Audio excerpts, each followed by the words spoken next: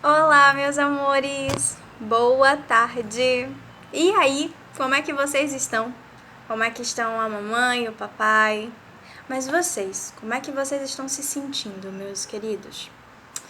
Eu tô com muita saudade de vocês. E é muito difícil ficar longe de vocês, mas enquanto a gente não pode se abraçar ainda fisicamente, nem receber vocês no Cefa, a gente vai dando esse nosso abraço virtual aqui e aquecendo uns os corações dos outros, né? E aí, que tal a gente ouvir uma musiquinha para relembrar lá os nossos momentos de acolhida no Cefa? O que vocês acham? Eu separei uma aqui que eu particularmente gosto bastante, que é o videogame do amor. E eu acho que essa é bem conhecida de vocês porque a gente sempre acaba cantando lá na nossa acolhida.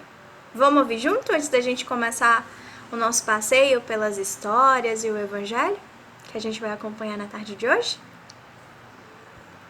Imaginei um videogame diferente, Onde o herói fizesse bem pra toda a gente. E quanto mais amor soubesse dar, mais somaria pontos no placar. cada vez que esgotasse a sua vida, Renasceria e ganharia outra vida. com novas chances de recomeçar. Com outros valores conquistar. Em vez de chute, Violência sobre sabedoria, caridade e amizade serão as armas poderosas deste nosso herói. no videogame que eu sonhei pra nós. Em vez de tiro, violência sobre sabedoria, caridade e amizade serão as armas poderosas deste nosso herói. No videogame que eu sonhei pra nós. Então, meus amores, que a gente saiba guardar no nosso coração o que tem de bom. Que tenhamos sabedoria para poder passar por esse momento de forma mais tranquila, com paciência, para que a gente possa logo reencontrar os nossos amigos e que a gente possa lidar com essa ansiedadezinha que vai dando no coração de saudade que dá de reencontrar os amigos e de podermos estar juntos novamente, né? Que a gente saiba utilizar as armas desse videogame do amor. É isso que Jesus quer pra gente. Tenham uma boa evangelização e assistam quantas vezes vocês quiserem. Esse nosso modo online de interagir é o jeitinho que a gente encontrou de aquecer o coração uns dos outros e de estarmos pertos, mesmo que distante fisicamente. Os nossos corações se tocam. Fiquem bem, meus amores. Se cuidem e boa aula!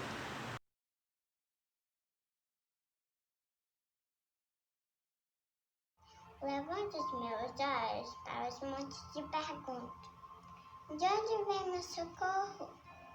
Meu socorro vem do Senhor, que fez os céus e a terra. Ele não permitirá que você tropece. O seu protetor te manterá alerta. Sim, o protetor de Israel não dormirá. Ele está sempre alerta. De dia o sol não ferirá, nem a lua de noite. Senhor protegerá? Mas todo mal protegerá a sua vida. Senhor protegerá a sua. A sua saída e a sua chegada, desde agora e para sempre. Amém.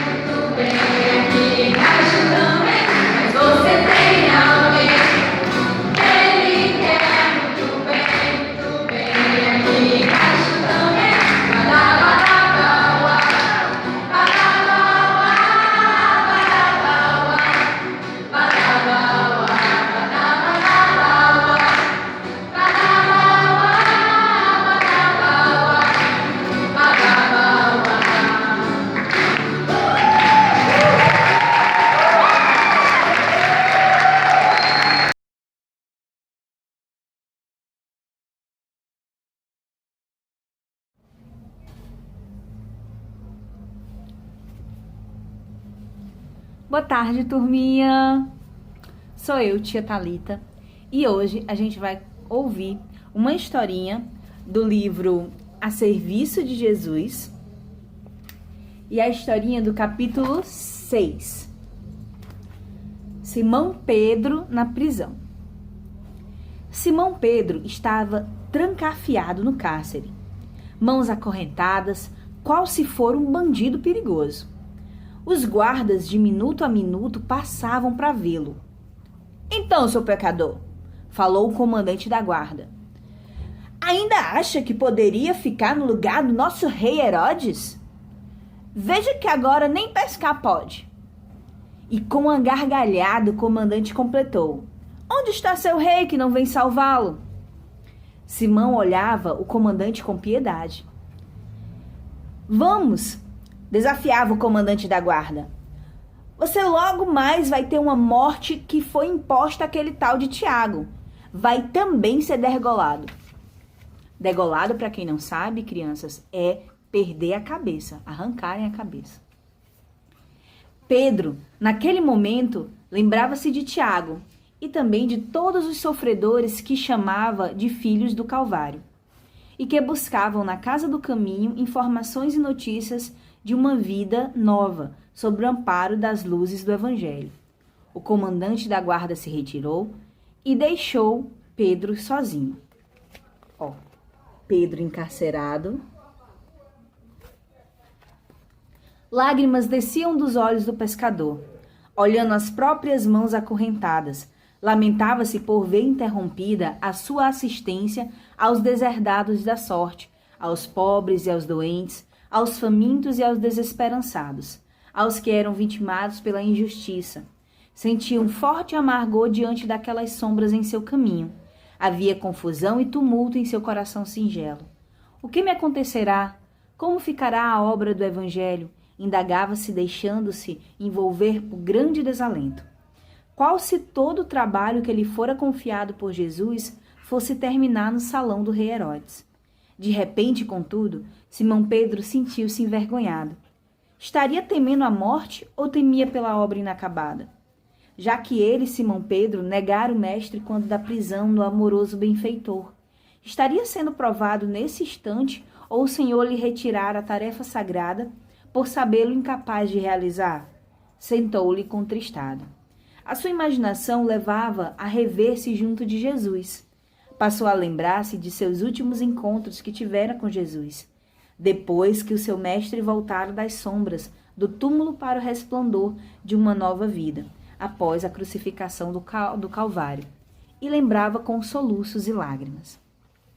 Nessa passagem desse livro, nós vemos Simão Pedro, um trabalhador de Jesus, preso num cárcere, sendo humilhado pelos seus carcereiros, sendo humilhado pelos comandantes, pelos generais. O que a gente pode pensar refletir sobre essa mensagem? Muitas vezes nós julgamos todos os malfeitores ou todas aquelas pessoas que de alguma forma acabaram sendo presas numa prisão, acabaram fazendo atos delituosos e sendo condenados pela justiça de uma maneira muito ríspida, querendo com que eles paguem na mesma moeda pelas coisas que eles causaram. É justo que eles paguem no formato que a justiça de hoje em dia traz, por exemplo, prisão de alguns determinados anos. Mas essas pessoas não necessitam do nosso repúdio, não necessitam dos nossos maus pensamentos. Por quê?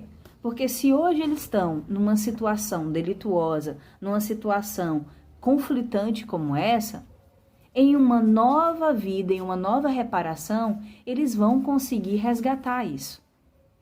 Então, nós temos que ter caridade para com todos, crianças. Não só com aquelas pessoas que nos fazem bem, não só com aquelas pessoas que têm um caminho reto e têm uma retidão espiritual nessa vida. A gente tem que esperar, sim, que as pessoas delituosas, as pessoas malfeitoras, encontrem um caminho de regeneração. Então, não vamos desejar o mal para ninguém. Às vezes, os crimes que algumas pessoas cometem são de tamanha barbaridade que a gente fica perplexo. Mas é importante que, mesmo nessas situações, a gente peça misericórdia a Deus e amparo espiritual para essas pessoas. É difícil, tia Thalita? É muito difícil. Mas é importante que a gente não abra mão disso. Não há salvação fora da caridade. E é importante que a gente repita isso sempre. Não só para aquele nosso colega que a gente ama, para os nossos familiares que amamos, mas para todos. Na historinha que eu li hoje, Simão Pedro não era um criminoso, mas ele estava preso e ele estava sofrendo várias humilhações como se ele fosse um criminoso. Imagine quantas pessoas dessas estão hoje na prisão que também não são criminosos, que foram condenadas injustamente. É óbvio que existem aquelas pessoas que, sim, merecem estar lá. Mas aquilo dali é a lei dos homens que eles estão pagando. Para nós, como cristãos, devemos mandar apenas votos de caridade para eles. Ok? Um grande beijo e até a próxima, crianças. Tchau, tchau!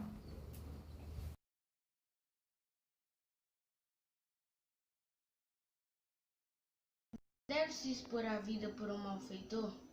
Acha-se em perigo de morte um homem. Para o salvar, tem o outro que expor a vida. Sabe-se, porém, que aquele é um malfeitor, em que se escapar poderá cometer novos crimes. Deve, não obstante, o segundo arriscar-se para o salvar? Questão muito grave é esta, e que naturalmente se pode apresentar ao espírito. Responderei na conformidade do meu adiantamento moral, pois o de que se trata é de que se deve saber expor a vida, mesmo por um malfeitor. O devotamento é cego, socorre-se um inimigo. Deve-se, portanto, socorrer o inimigo da sociedade a um malfeitor, em suma.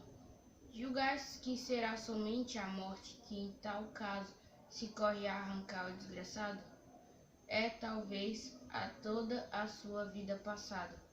Imaginai com efeito que nos rápidos instantes que lhe arrebatam os derradeiros alentos de vida, o homem perdido que volve ao seu passado, ou que antes este se ergue diante dele. A morte que sai lhe chega cedo demais. A reencarnação poderá vir-lhe a ser terrível. Lançai-vos então, ó homens, lançai-vos todos vós, a quem a ciência espírita esclareceu. Lançai-vos, arrancai-o a sua condenação. E talvez esse homem que teria morrido a blasfemar se atirará nos vossos braços. Todavia não tendes que indagar se o fará, ou não. Socorrei-o, porquanto, salvando, obedeceis a essa voz do coração que vos diz: pode salvá-lo, salvo. Lamennais, Paris, 1862. Oi, agora eu vou fazer o comentário do Evangelho segundo o Espiritismo, capítulo 11, item 15. Pelo que eu entendi, se tiver uma pessoa malvada à beira da morte e você puder fazer algo para ajudar ela, você tem que fazer, porque é meio que uma obrigação moral que você tem de ajudar o próximo. Pode ser que essa pessoa, ela pense que tenha uma nova oportunidade, uma nova chance para fazer tudo diferente. Que ela vai ver, pode ser que se arrependa de tudo de mal que ela tenha feito, mas também pode ser que ela não se arrependa. Mas não julgue, porque se nem Jesus julga, por que você tem que julgar? E foi isso que eu entendi. Boa tarde.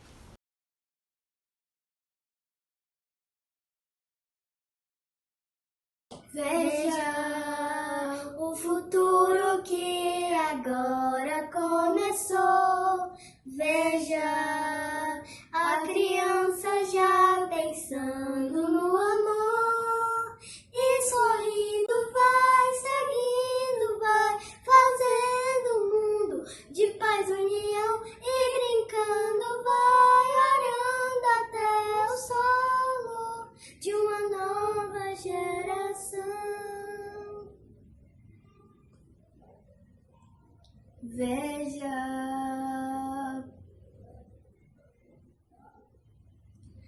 Veja,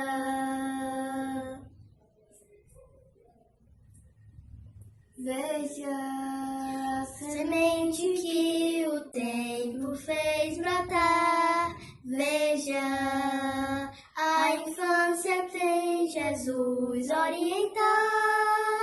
E mais o apelo continua assim, vibrando em nossos corações, a dizer a cada um de nós é preciso eternamente amar. Evangelize, coopere com Jesus. Eternamente amar. Evangelize, coopere com Jesus. Eternamente amar.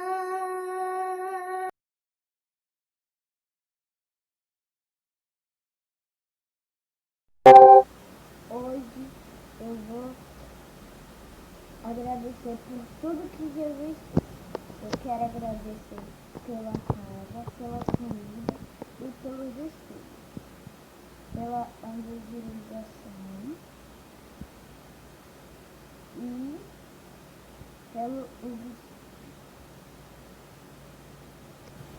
e também pelo meu anjo guardião que me guarda e me protege. Que assim seja.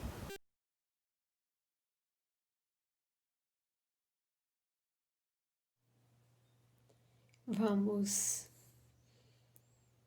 procurar sentar de uma forma confortável. Vamos nos desligar dos barulhos do entorno. Se for lhe ajudar, feche os olhos. Acalme a sua respiração. Aquiete os seus pensamentos.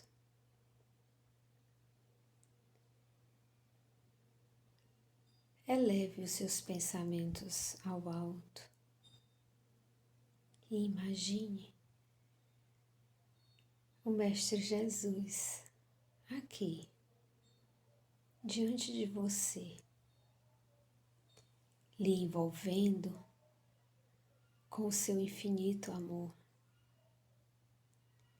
e derramando sobre você bênçãos que vão caindo sobre sua cabeça e vão penetrando no seu corpo, fazendo uma limpeza fluídica no seu organismo, retirando da sua mente os maus pensamentos, percorrendo pelo seu corpo, chega até o seu coração e faz uma limpeza também, retirando de lá os maus sentimentos. Nessas bênçãos que caem sobre você, caem bênçãos de paz, de amor, de saúde, e vai tomando conta de todo o seu ser, lhe refazendo, lhe dando forças, fazendo de você um instrumento do Mestre Jesus, capaz de também distribuir o amor, distribuir a paz.